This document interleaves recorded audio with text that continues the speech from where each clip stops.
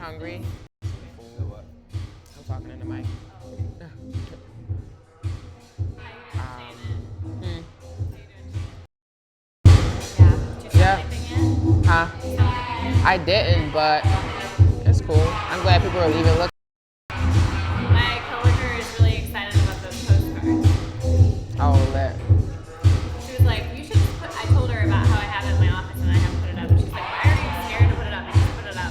So I'm trying to get her up, then maybe I'll put it up. The fuck your mail days one. What? Your mail. Fuck your melodies. Oh, like a feminist. Oh, alright, cool. Are you a feminist? Am I? Are you about to ask me like, am I a feminist? Is that? I wasn't about to ask you that. I asked a feminist. Are they a feminist? They be like, are you a feminist? Are you a feminist? You don't think women say? And it goes into a whole tangent. But would you characterize yourself as a feminist?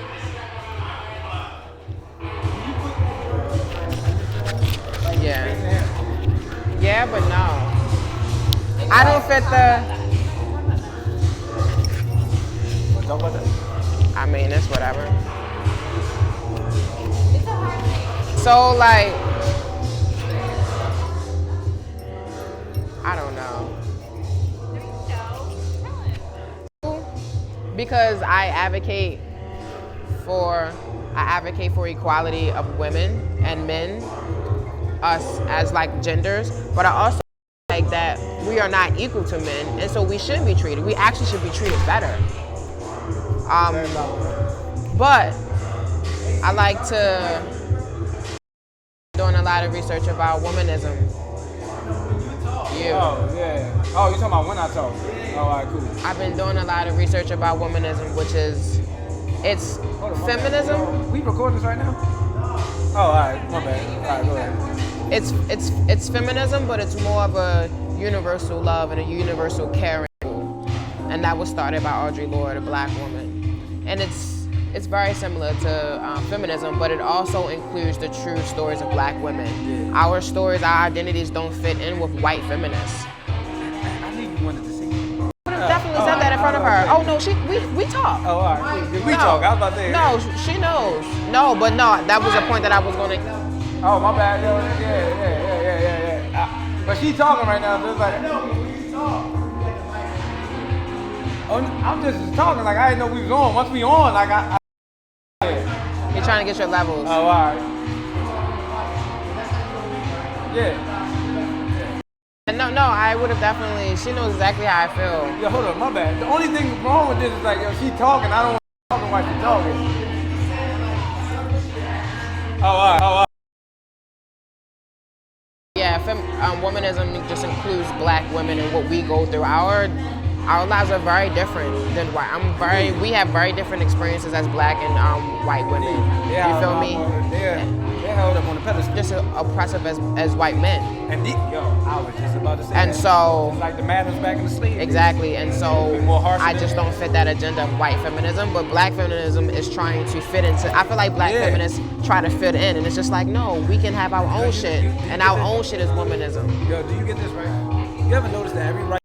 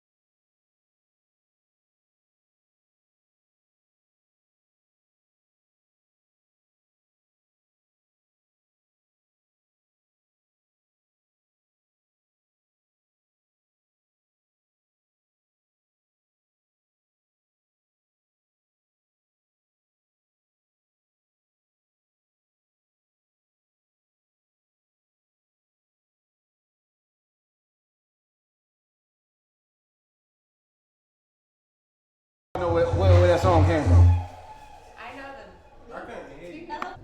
Duh. No, I know y'all. Come on. Come on. Rap again, yo.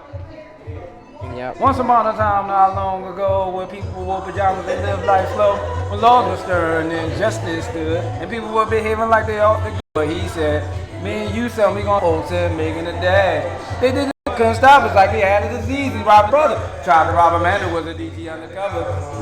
The good on The Voice. I just spit was from 1990 and beyond. Now I'm only 26. Y'all go back out on the dance floor. I need y'all to have the same energy. Need y'all.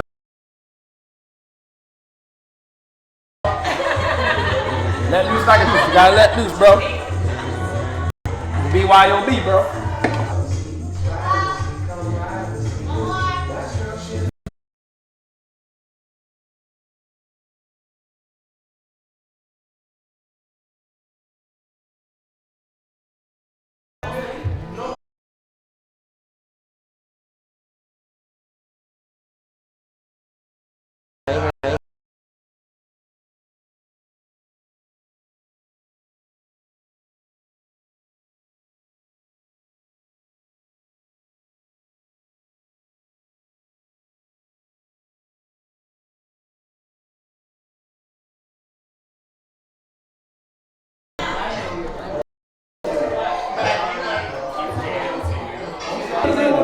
Look at my kingdom, I was finally there.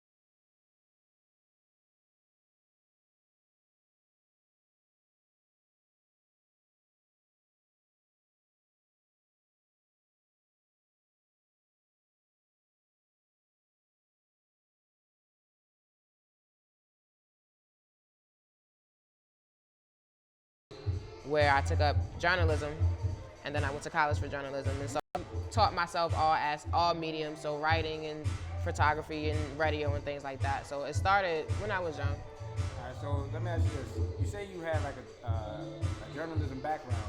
Is your photos a way to tell a story about writing? You're right. I try to make journalism art, make people pay attention, because photography, Photoshop on certain photographs, you have different types of photography that's so staged. So with photojournalism, it's kind of like real life events, real life documents, and just kind of like putting into this art world so people can actually pay attention to what's happening around us. Photos you get, the more you kind of step away from real life events, you know, and real life consciousness. So with the type of photography I try to do, I just try to turn journalism into art. So yeah. All right, so tell me a little bit about the process of and how you go about, pulling, your inspiration. It all starts in my heart. I'm just telling a lot of stories about what I see and how I grew up. I'm from here. I've been here my entire life. And so I'm making sense of the world, but I'm also educating in a way because I have privilege. I have privilege to critically think on my own. I have privilege to freely think, and a lot of people that I'm outliving a lot of my friends, and I'm outsmarting them, and not in a I'm smarter than you way, but I have education. That's what I would say. I have education, I have access, and a lot of people don't have educated. So that process just starts on what was on my mind, what's happening in the world, and what I feel like the world needs to see. Okay, so you talked a little bit about education. So if I'm correct, you went to Micah, right? I went to Micah. I lasted about 6 months. Tell me why you left. I didn't really like it. I think that not only, I'm not sure about all, and my program in particular was just really disconnected. And so for me, it was hard to adjust to the disconnect that they had because I'm out in the streets. I'm out actually doing the things that I'm going to school to do. And so there was no balance. But also, it's a white institution. I feel you. It's just a white institution that really I don't think really appreciate or even like black people. And so it's things happen, there that is just a little weird to me. It's a teacher that teaches it's a white man who teaches African and Asian studies, and it's just basic stuff like that that's just like really just turns me off and make me feel some type of way. And so the school was just mad disconnected. I met some good people there. I didn't want to leave. I really enjoyed my classmates, my peers, like I wasn't benefiting from. So, And art school is just not even that. Like art shouldn't be institutionalized. Indeed. It should be whatever we want it to be. It should be exactly whatever we want it to be. So I'm not really big on institutions, but definitely not art institutions. All right, so I heard you said, mention a little bit about race. So let me ask you this: are you trying to tell the black story through the lens? For sure. Black story only. I take pictures of only black people. I take pictures of black people all over the world because our history is accompanied by a host of derogatory images that exploit us, that shame us, that is just to who we are.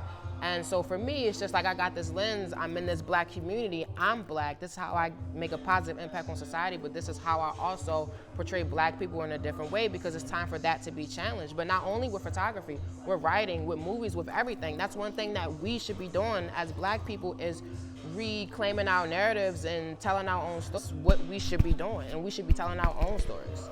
So you tell the story, because when it's not just black here in Baltimore, but you cover the whole, African diaspora. Like, you just traveled to Cuba.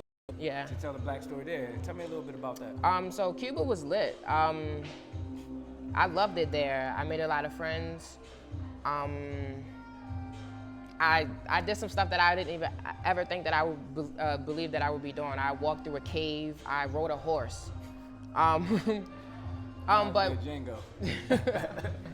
but I went to Cuba. I went to Cuba with about 300 photos, and I wanted, because for me as a photographer, it's just not about taking an image. It's about getting to know you. And there's trust between me and other people that I take photos of, even if they're candid shots. People know when I'm taking their picture. And so I didn't want to just take, because tourism is very new there, and tourists tend to take.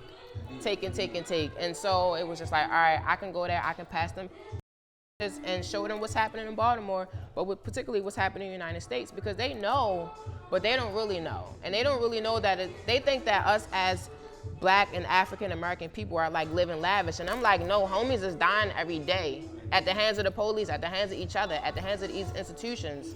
And so like life isn't what y'all really think it is. And so I gave them pictures of like protest and just like pictures of like black love and black joy and women. And they responded, they asked questions. So then when I went back the second time, I was able to give people photos of themselves that I took there, which I really take pride in, because people don't have those. And particularly people in Cuba, because they go without so many things. They don't have cameras, they barely have phones. And so it felt good to be able to give someone a photo of themselves. So let me ask you, like a tourist, or did you feel like you were home? I felt like a tourist when I first got there, because I freaked out far. I've never been out of the country, and I don't really speak good Spanish. So I'm like, I don't feel like I have any agency over myself, but whatever. I got to Havana and I felt like I was at home. Even though people stared at me all the time, I felt like I was home. Kind of validated that is home. So let me ask you, where else have you traveled in order to showcase your talent? Not anywhere. I've been to Boston. I went to go speak at a queer theater school, which was like life-changing for real. My work is kind of everywhere, because I do like book fairs and I have a site so people order stuff. I'm on my way to St. Thomas and about South Africa in December, which I'm Johannesburg? But I'm going after Christmas. I cannot wait. I can't wait. I just, like you feel the soil of the motherland, like, and so. It's like, and there's rich history there for you to cover, like apartheid. Like, there's a rich history for you to cover there. That's home. Home. So. Take the trip too. Yeah. So let me ask you this: like places you travel and the things that you're doing. picture you doing for the rest of your life? I feel like I want to do this for the rest of my life, but I don't feel like that I'm going to. Many other things that I'm good at that I enjoy, and photography take up. So that doesn't mean that I'm not going to always be good at it. That just means that I might not do it as much. I'm traveling, I'm figuring things out, and I'm finding out. And so I'm hoping that I might do it forever, but I think that once I get out in the hood snapping no more. Indeed. Hey, let me ask you this. If it was one message that you can get across to anybody that's listening, what would you say? Do you. We don't have nothing to lose. Regardless of city or your race, just do you. But to all black people, do you. You have nothing to lose. We gotta do what we gotta do to live the most healthy and fruitful life. If you want to catch some of Shannon's photos, they're going to be up front to the people who are the live audience. And for the people who are watching at home, we're going to just a little bit. We'll be right back with the next interview. Appreciate you, Shannon. Wow. Appreciate you, man.